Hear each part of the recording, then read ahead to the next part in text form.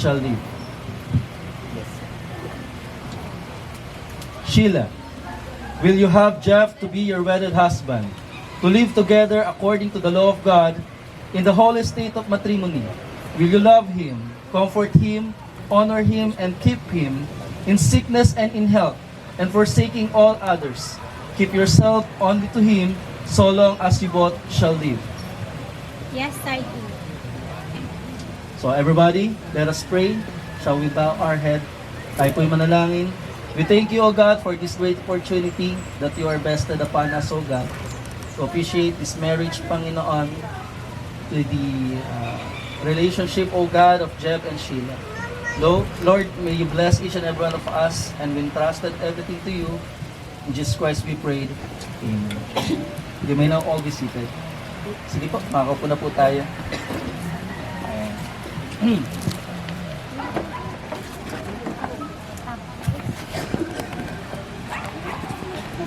We share the happiness of Jeb and Sheila as today they start their life together. May the Lord be with you, Jeb and Sheila. But what does the Lord's being with you in your marriage means? When our Lord Jesus Christ began his public ministry, one of the first things he did was to honor an invitation to marriage. This was in the village of Cana in Galilee, a place about 7 kilometers from Nazareth, where Jesus grew up. Later, during the reception, the host, the bridegroom's family, met an embarrassing situation. They ran out of wine. Here, Jesus intervened and performed his first miracle. He turned ordinary water into first-class wine. What is the Bible, the Word of God, telling us in narrating this incident? What difference did Christ's presence make to the newlyweds in Cana? By his presence in that wedding in Galilee, Christ tells us that he wholeheartedly approves marriage. Number 1, Christ approves marriage. John chapter 2, verse 1 and 2. And on the third day, there was a wedding in Cana of Galilee, and the mother of Jesus was there, and Jesus also was invited, and his disciple to the wedding. It is very important for us to acknowledge and give importance and value what marriage means. Amen po ba? So bakit? Kasi even Jesus Christ himself, ang first ministry ginawa niya ay to approve marriage. And napaka-importante kung papaanong yung union sa family ay maging Christ-centered. Like for example, before ministering doon sa ibang mga tao, syempre magsisimula yan sa sambahayan. Before leading other people, syempre magsisimula yan inside the family. It is very important for us to know and to understand why marriage is in need. Because Jesus Christ is the center of it. Amen po ba? Another thing, Christ's presence brings power. Christ's presence in that wedding in Galilee, moreover, brought down divine power to the occasion, seen in the miracle of water turning into wine.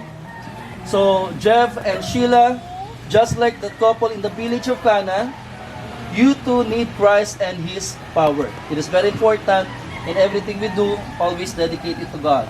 And before dealing on something, like for the problems or circumstances that you're about to face, you need to acknowledge God by asking for a short, simple of prayers. Understood?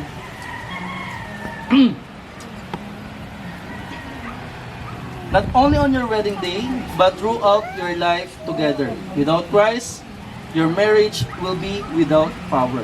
For your marriage to words and personalities. And as a man and as a woman, your views and reactions to certain things will differ often radically. Jeff and Sheila, beginning today, you will be sharing the same house, the same room, and the same bed. Adjusting to living to each other will not be easy. You have to come together not just to coexist, but to become one. For you to truly become one in heart, mind, and in purpose, you will need no less than a miracle. You will need divine intervention. On your own alone, you cannot truly love the other dearer than your own life. Only the divine power and grace of Christ could transform you both. making you truly, unselfishly, truly caring, and truly loving. Third thing, Christ cares about us. In helping the host family out of their predicament, Jesus also showed that He lovingly cares for the people. In the first century, Palestine, wedding festives lasted anywhere for 3 full days to 1 full week or longer. In those days, to run out of wine in the middle of the wedding festivity was a social disaster. The incident would expose the family to ridicule in the community, making them butt of jokes and sly remarks. But in Cana, Christ intervened and supplied what was badly needed.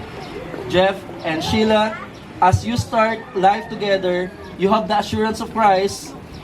Our Lord cares for you just as He cared for the newlyweds in Cana. He knows you. He knows your need and will provide for you as you trust in Him.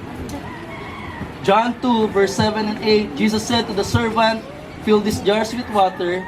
They filled them to the brim, and He told them, "Now draw some water out and take it to the man in charge of the feasts." In order to give direct instructions to the servant, Christ had to be where the servants were, in the kitchen. He, the great teacher and special guests, during the occasion had made His way to be with those who were working behind the scene. So Jeff and Sheila, Christ's presence will not just in your living room, He will also be moving into your kitchen, into your laundry. Every aspect of your life together will be Christ's concerns. Your public life and your private life as well. This brings us to the final truth that the presence of God in that wedding in Cana indicates the incident. Jeff, Take you to be my wedded wife, to have, to hold from this day on. For worse, for richer, and for poorer, in sickness and in health, to love and cherish, till death do us part, according to God's holy law. And I give you my sincere promise.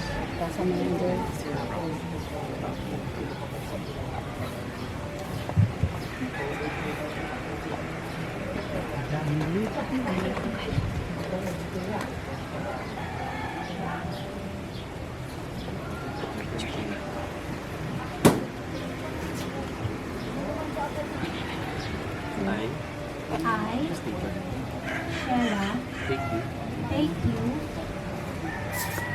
name of your gift, Jeff, to be my wedded husband, to be my wedded husband, to have, to have, and to hold, and to hold from this day forward, from this day forward, for better or for worse, for better or for for worse, richer or for poorer, for richer or for poorer, in sickness and in health, in sickness and in health, to love and to cherish, to love and to cherish, till death do us part, till death do us part. according to God's holy law.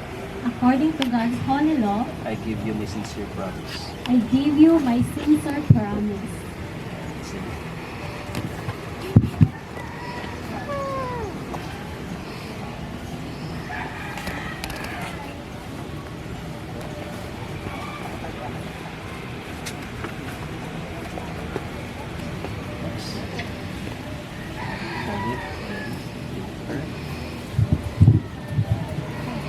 Just like the food.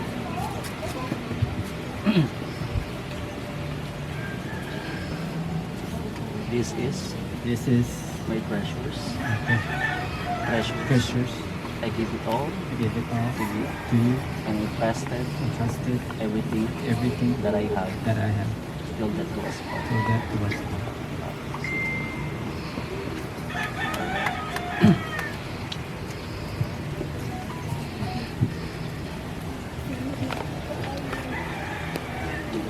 Sige po, right now ay magpirmahan tayo ng marriage certificate.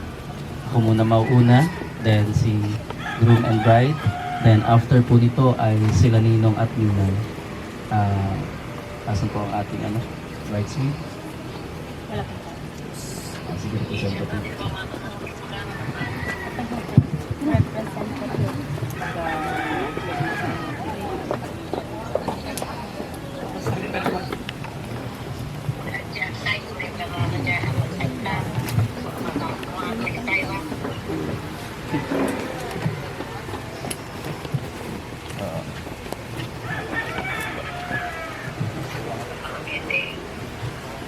Right. Left.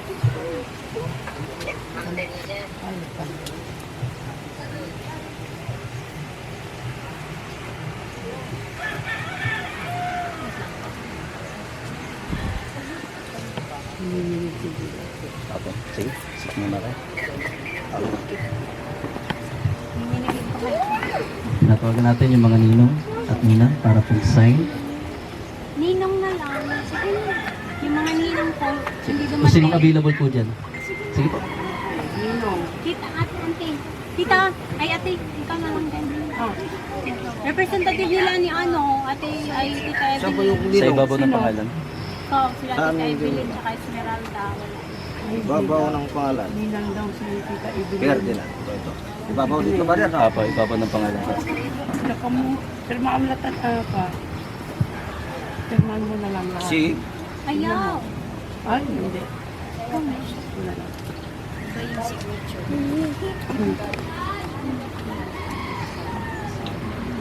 Yan naman din. Next.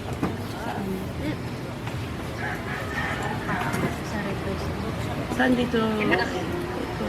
Okay lang po sila. Wala po kasi yung Wala mga tayo siya listang po. ninong. Basta may representative. Pero Sila na lang nila, mag-sign. signature nila.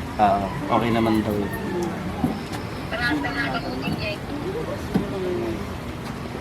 Hindi pinirma. Sige, magsalita ka na. Kahit na lang.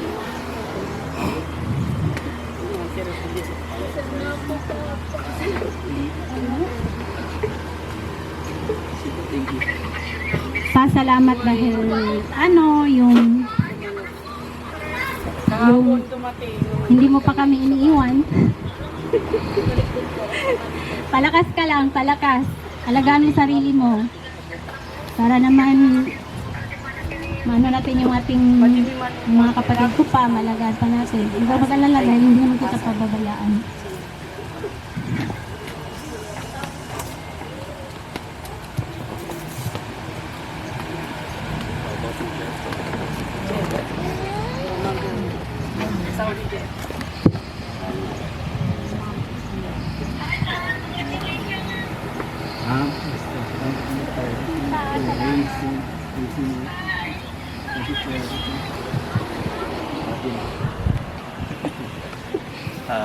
Short message from Daddy.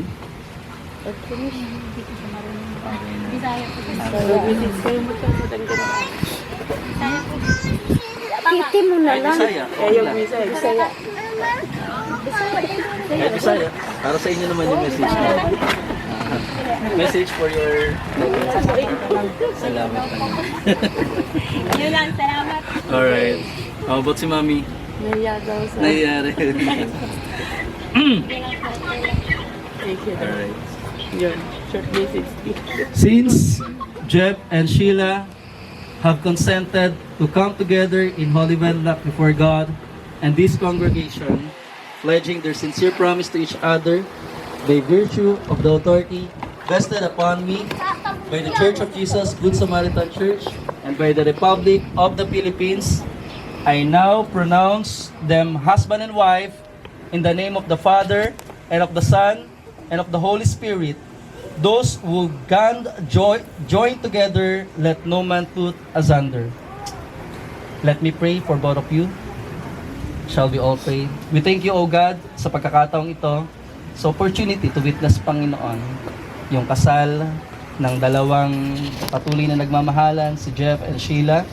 And Lord, we are praying, O God, may you bless their future that yet to come. And we are praying, O God, na gayon din kung anong plano mo at kaparaanan nyo ay patuloy na samahan ito sa lahat ng pagkakataon. Gayon din sa nasa ng kanilang puso ay patuloy katagumpayan ng siyang igawad nyo at patuloy na huwag niyo po silang pababayaan.